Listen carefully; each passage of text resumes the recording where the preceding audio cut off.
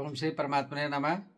मैं प्रोफेसर हरिहृदय अवस्थी अपने परम पूज्य गुरु जी पंडित भगवत शरण शुक्ल, जो वेद मूर्ति हैं, तपोनिष्ठ हैं और धर्म के ज्ञाता हैं, वेद पुराण उपनिषद सभी को उन्होंने छात्रों में विगत 35 वर्ष से अधिक पढ़ाया है, गीता के मर्मज्ञ हैं। उनके साथ में आप सभी का Awasthi Ayurveda anatomy yoga and spirituality channel पर हार्दिक स्वागत करता हूं। गीता के हम 10वें अध्याय में हैं और 9वां और 10वां श्लोक है। उसमें भगवान कह रहे हैं कि जो व्यक्ति मेरे को मन से पूर्ण रूप से समर्पित हो करके भजन करते हैं, कर्म समर्पित करते हैं, तो मैं उनको बुद्धि योग प्रदान करता हूँ, जिससे वो मुझे प्राप्त करते हैं या परम गति और मोक्ष प्राप्त करते हैं। जिसका अर्थ ये है, तो उसका गूढ़ अर्थ और वो किस तरीके से करना चाहिए, उस सब की व्याख्या हमारे परम पूज्य गुरु जी करेंगे। तो अब हम चलते हैं परम पूज्य गुरु जी की ओर। नमोऽस्त्वनन्ताय सहस्रमूर्तये सहस्रपादाक्षिशिरोरुबाहवे सहस्रनाम्ने पुरुषाय शाश्वते सहस्रकोटियुगधारिणे नमः। कृष्णाय वासुदेवाय हरये परमात्मने प्रणतक्लेशनाशाय गोविंदाय नमो नमः। इस चैनल से संबद्ध सभी विद्वद्गण, सभी जिज्ञासु छात्र वृंद, सहृदय सज्जन वृंद एवं इस चैनल के संस्थापक तथा प्रबंधक आचार्य हरिहृदय अवस्थी जी, हम लोग 10वें अध्याय की चर्चा कर रहे हैं। आज हम लोग 9वें एवं 10वें श्लोक के विषय में विचार करेंगे। इसमें इनका स्वरूप है, मच्चित्ता मद्गत प्राणा बोधयन्तः परस्परम कथयन्तश्च मां नित्यं तुष्यन्ति च रमन्ति च तेषां सततयुक्तानां भजतां प्रीतिपूर्वकं ददामि युद्धयोगं तं येन मामुपयान्ति ते। गीता को पढ़ने से, समझने से ऐसा लगता है कि अत्यंत करुणापूर्ण भाव से समस्त जीवों के कल्याण हेतु भगवान ने इस गीता शास्त्र को प्रकट किया है, जिससे विश्व के समस्त प्राणी सद्गति प्राप्त कर सकें और अपना मार्ग प्रशस्त कर सकें। एक भी ऐसा कोई वाक्य गीता में प्राप्त नहीं होता जो संपूर्ण विश्व समाज के विरुद्ध हो, किसी के प्रति आक्षेप हो, किसी के प्रति दुराग्रह हो या किसी के प्रति द्वेष की भावना से युक्त हो। सर्वत्र स्नेह और परोपकार की भावना से इस गीता शास्त्र का उपदेश भगवान श्री कृष्ण ने अर्जुन के माध्यम से समस्त जीवों के लिए किया है। भगवान कहते हैं कि भक्ति का जो स्वरूप है वो कैसे होना चाहिए। तो सर्वप्रथम व्यक्ति का जो चित्त है वो उस प्रभु के में, परमात्मा में पूर्णतया समर्पित होना चाहिए, क्योंकि मन ही एक ऐसा है जो जल्दी कहीं स्थिर नहीं होता है। हम किसी के यहाँ कार्य करते हैं, सेवा कार्य करते हैं, तो हाथ पैर हमारे काम करेंगे, परंतु यदि हमें हमारे स्वार्थ की पूर्ति पूर्ण रूप से वहां से नहीं हो रही है तो हमारा मन उसके प्रति समर्पित नहीं होगा। हम कुछ उल्टा ही सोचते रहेंगे। यह होता है, या हमारे स्वार्थ की पूर्ति हो रही है, किंतु स्वार्थ की पूर्ति हम जितना चाहते हैं उतनी नहीं हो रही है, तो भी हमारा मन वहां समर्पित नहीं होगा। कारण क्या है कि हम अपने अनुसार अपने कर्म का प्रतिफल चाहते हैं। यही गलती हो जाती है। इसलिए भगवान ने सर्वप्रथम जो उपदेश दिया गीता में, वो कर्मयोग का दिया कि फल की आकांक्षा से रहित होकर के अगर आप कर्म करते हैं तो कर्म करने का एक जो अलौकिक सुख है वो आपको प्राप्त होता है, आनंद प्राप्त होता है। इसलिए भगवान ने कहा मत चित्ता, सर्वप्रथम अपने चित्त को, मन को मेरे में समर्पित करो। कारण यह है कि जब तक चित्त आपका समर्पित नहीं होगा, आपकी संपूर्ण क्रियाएं वो हमारे तरफ, अर्थात भगवान कहते हैं कि उस ईश्वर के प्रति पूर्ण मनोयोग से नहीं बनेगी। इसके अनंतर मद्गत प्राणाः, प्राणों को भी पूर्ण रूप से समर्पित करना। प्रत्येक श्वास में उस परमात्मा के नाम का उच्चारण होना चाहिए। हमारा पूरा जीवन उस परमात्मा में अर्पित होना चाहिए। और हम जो आपस में वार्ता भी करें तो उस परमात्मा के जो गुणानुवाद हैं उन पर ही हम चर्चा करें। केवल उनके भक्ति की, भगवान के भक्ति की चर्चा होनी चाहिए हमारे, इधर उधर कोई बात नहीं होना चाहिए। तो उसी का हम चर्चा करें, उसी प्रभाव का हम वर्णन करें, उसी को जानें और उसी में संतुष्ट होकर के उसी में पूर्ण रूपेण उस परमात्मा में ही रवंति च, अर्थात उसी में हम अपने जीवन को पूर्ण आनंद रस का अनुभव करें। अगर हम ऐसा नहीं कर सकते हैं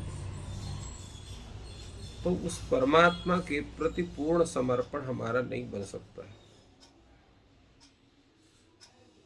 जब हम उस परमात्मा को अपने सबसे बड़ा प्रेमी समझते हैं, सबसे बड़ा आत्मीय समझते हैं, सबसे बड़ा मित्र समझते हैं, अपनी परम गति समझते हैं, तभी हम उस परमात्मा अपने चित्त का हम समर्पित कर सकते हैं, उसके पहले नहीं कर सकते हैं।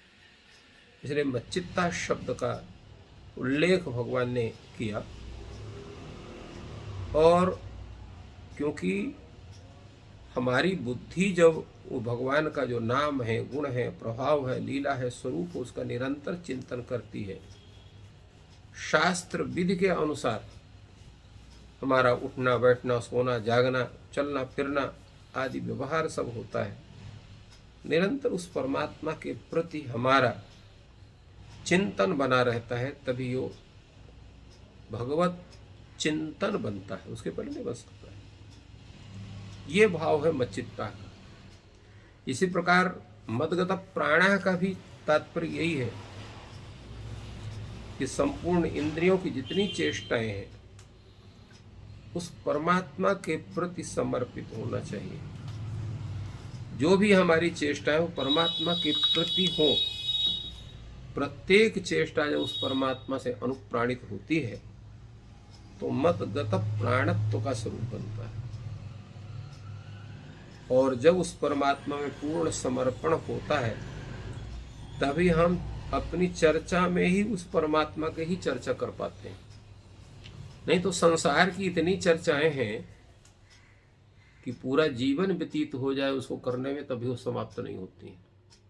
इतनी संसार की व्यर्थ चिंताएं हैं, व्यर्थ का जो है कथाएं हैं। इसलिए उस परमात्मा का ही चिंतन, परमात्मा के गुणानुवाद, लीला, धाम इत्यादि का जो है चर्चा होती है, तब वो बोधयन्तः परस्परम का भाव बनता है। और तभी हम उस परमात्मा के निरंतर उनके विषय में, उनके गुणानुवादों से, उनके नाम से हम संतुष्ट होते हैं और उसी में रमण करते हैं। रमण करने का मतलब क्या होता है? रमण करने का भाव यह है कि उस भगवान के ही नाम, गुण, प्रभाव, लीला, स्वरूप, तत्व और रहस्य का यथायोग श्रवण करना, मनन करना, कीर्तन करना, उनकी रुचि और आज्ञा के अनुसार अपने प्रेम का समर्पण करना, और यही उनका क्रीडन है। और जब ये हमारी प्रक्रिया पूरी बन जाती है, और निरंतर, ऐसा नहीं कि एक आध मिनट के लिए, एक आध घंटे के लिए, एक आध दिन के लिए हो गया। बहुत लोग समझते हैं कि आज हमने भगवान का कीर्तन कर लिया तो होगा, एक आध महीना नहीं भी करेंगे तो चलेगा। भगवान कोई बनिया नहीं है कि आपने पैसा दिया, वस्तु खरीद लिया, आपने कीर्तन उनको दिया और उनसे प्रेम खरीद लिया। भगवान भगवान है, वो आपके प्रेम का भूखा है, परंतु जब आपका स्वच्छ हृदय से, निर्मल हृदय से और पूर्ण समर्पण के साथ जब आपका वो स्नेह निवेदन होता है, तो उसी स्नेह निवेदन को भगवान आपके स्वीकार करते हैं। ऐसा नहीं है कि आप बहुत तामझाम से अपना स्नेह प्रकट करेंगे तो भगवान स्वीकार करेंगे, और अत्यंत सरल स्वरूप में उसको निवेदन करेंगे तो स्वीकार नहीं करेंगे। भगवान का तो सीधे कथन है, निरमल जन मन सो मोहि भावा, मोहि कपट छल छिद्र न भावा। दिखावा भगवान को पसंद नहीं है। आह्लाद पूर्वक पूर्ण रूप से समर्पण जब इस परमात्मा के प्रति होता है, तभी भगवान की प्रसन्नता बनती। इसलिए तेषाम सतत युक्तानाम भजताम प्रीति पूर्वक, जो निरंतर उस परमात्मा के ध्यान में संलग्न हैं, प्रीति पूर्वक जो भगवान का भजन करते हैं, भगवान पहले क्या करते हैं? उनको ददामि बुद्धि योगम तम, उनको बुद्धि का योग प्रदान करते हैं। ये बुद्धि योग क्या है? बुद्धि योग यह है कि जो अपने सदसद विषय के विचार में पूर्ण रूप से जो है वो संलग्न है, उसी को बुद्धि योग प्राप्त होता है। बुद्धि योग प्राप्त होने पर उस परमात्मा के पूर्ण स्वरूप का साक्षात्कार उसे होता है। वो जानता है कि परमात्मा का स्वरूप क्या है, भगवान क्या चाहते हैं, भगवान का आराधना का स्वरूप क्या होना चाहिए।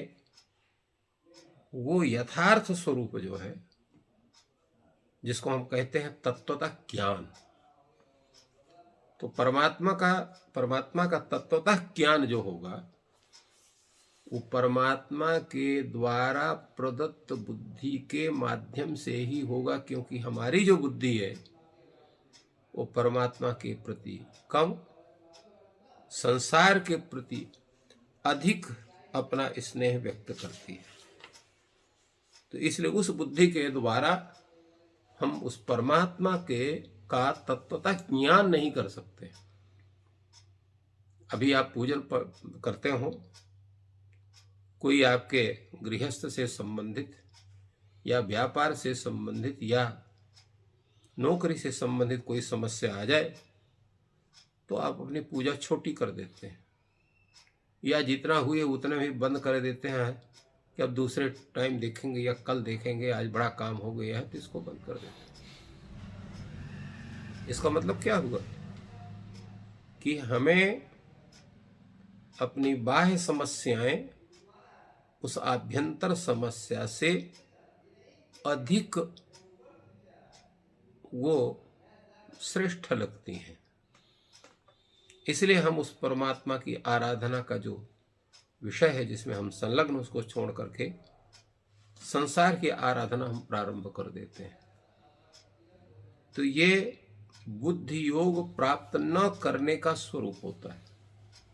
और जब बुद्धि योग प्राप्त होता है तो हमें उस परमात्मा के स्वरूप के अतिरिक्त अन्य किसी चीज का भान ही नहीं होता। हम उसको उसके और हम बुद्धि को कर ही नहीं पाते हैं। यह है बुद्धि योग का प्राप्त करने का रहस्य। तो ददामि बुद्धि योगम तम येन माम उपयान्ति ते। जब उस बुद्धि योग को प्राप्त करते हैं अर्थात उस परमात्मा के अतिरिक्त विश्व की समस्त समस्याएं उनकी प्रतीति ही नहीं हो पाती, केवल परमात्मा तत्व की ही प्रतीति होती, क्योंकि उससे बड़ा महत्वपूर्ण और कुछ प्रतीत नहीं होता है। तब जो है ये जब बुद्धि योग उनको प्राप्त होता है तो बुद्धि योग प्राप्त करता जो भक्तजन है ते माम उपयांति, वो मुझे प्राप्त होते हैं। तो इसलिए भगवान को अगर प्राप्त करना है तो उस बुद्धि योग को प्राप्त करना होगा। बुद्धि योग को प्राप्त करने के लिए अपने चित्त को समर्पित करना होगा, अपने संपूर्ण इंद्रियों को व्यापार को समर्पित करना होगा। आपके परस्पर वार्तालाप में प्रभु का चरित्र ही विद्यमान रहना चाहिए। उसी को आप उसका गान करेंगे, उसी में संतुष्ट होंगे, उसी में आनंद का जो है प्राप्ति का अनुभव करेंगे और निरंतर प्रीति पूर्वक भगवान का भजन करेंगे, तब वो बुद्धि योग आपको प्राप्त होगा और तब परमात्मा की संप्राप्ति हो सकती है। ये पूरा क्रम है, पूरा चैनल है। इसी के आधार पर जीवन की एक उदात्तता प्रकट हो सकती है, अन्यथा संभव नहीं है। इसलिए भगवान ने हम सबके कल्याण के लिए इस तरह का उपदेश दिया। गुरुजी ने बहुत ही सुंदर विश्लेषण किया और ज्ञान वर्षा की, उससे आप लाभान्वित हो रहे हैं। जो लोग नए जुड़े हैं वो कृपया चैनल को सब्सक्राइब करें, वीडियो को लाइक एंड शेयर करें। आपका दिन शुभ हो। ईश्वर आपको बुद्धि योग प्रदान करने में सहयोग करें। धन्यवाद।